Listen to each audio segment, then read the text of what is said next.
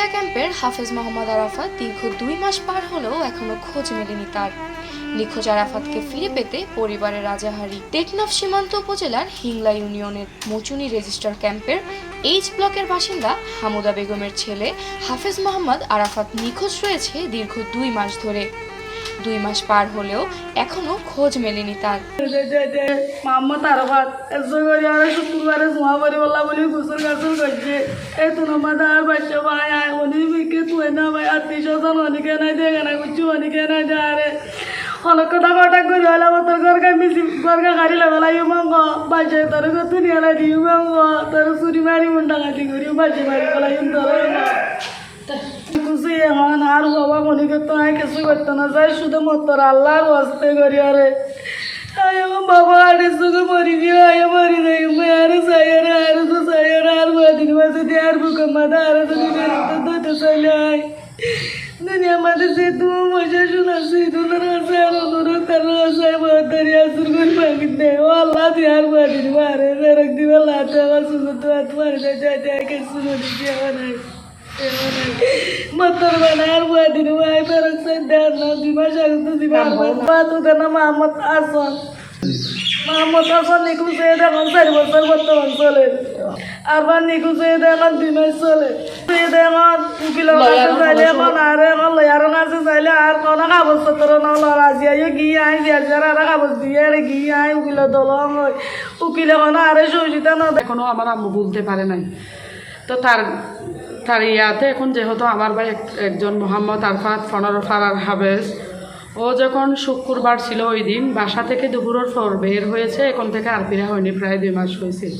তো আমার আম্মু যে একবার হারিয়েছে একটা ভাই মোহাম্মদ হাসান ওর নিকুজ ওই যন্ত্রণা সহ্য করে না করতে এখন 2 মাস পর্যন্ত আমার আম্মু অনেক থানায় গিয়ে আমরা নিজে জিডি করছি, আমরা নিজে গিয়ে কোনো সিআইসি স্যারের কাছে একটা অভিযোগ দায়ের করে আমরা নিজে গিয়ে সহযোগিতা আমাদের নিজের ইয়াতে থানায় গিয়ে একটা জেনারেল ডায়েরি করি। তো ডায়েরিটা করার পর আমরা বাসায় চলে আসি, এ পর্যন্ত আমরা কোনো কিছু পাইনি। আর যথারথ আমাদের ক্যাম্পে যেটা আমাদের একটা অ্যাডভোকেট সিআইসি থেকে যেটা অ্যাডভোকেট লয়ার আছে বলে লয়ার অফিস আছে ওইখান থেকে আমরা কোনো সাপোর্ট পাই না। তবে স্বজনদের দাবি তাকে অপহরণ করে আটকে রেখেছে। এর আগেও তাদের পরিবারের আরেক ভাই মোহাম্মদ হাসান বিগত 4 বছর আগে নিখোঁজ হয়েছিল, এখনো খোঁজ মেলেনি তার। তথ্যসূত্রে জানা যায় সেই বাড়ি থেকে বিকেলবেলায় খেলাধুলা করতে বের হয়েছিল, এখনো তার সন্ধান মেলেনি। ঠিক একই রকমভাবে তারা 2 ভাই নিখোঁজ হবার ঘটনায় পুরো ক্যাম্পে থমথমে বিরাজ সৃষ্টি করছে। এদিকে তাদের পরিবারের আরেক ভাইকে অপহরণ করে মালয়েশিয়া পাচার করা হয়েছিল, পরে টাকার বিনিময়ে তাকে ছেড়ে আনা হয়েছিল। তবে আইন শৃঙ্খলা বাহিনীর পক্ষ থেকে বলা হয়েছে যেসব অপহরণকারী এবং মাদক কারবারি আছে তাদের গ্রেফতার করতে নিয়মিত অভিযান পরিচালনা করা হচ্ছে। ঘটনাগুলো আসলে রোহিঙ্গারা ইয়ে করে না, এফডিএমএন এর লোকজন পুলিশকে রিপোর্ট করে না, তারা আদার অর্গানাইজেশনকে বিভিন্ন অর্গানাইজেশনে রিপোর্ট করে। এবং অপহরণের ঘটনা আমরা অ্যানালিসিস করে দেখেছি যে রিয়েল অপহরণের ঘটনা খুবই অল্প।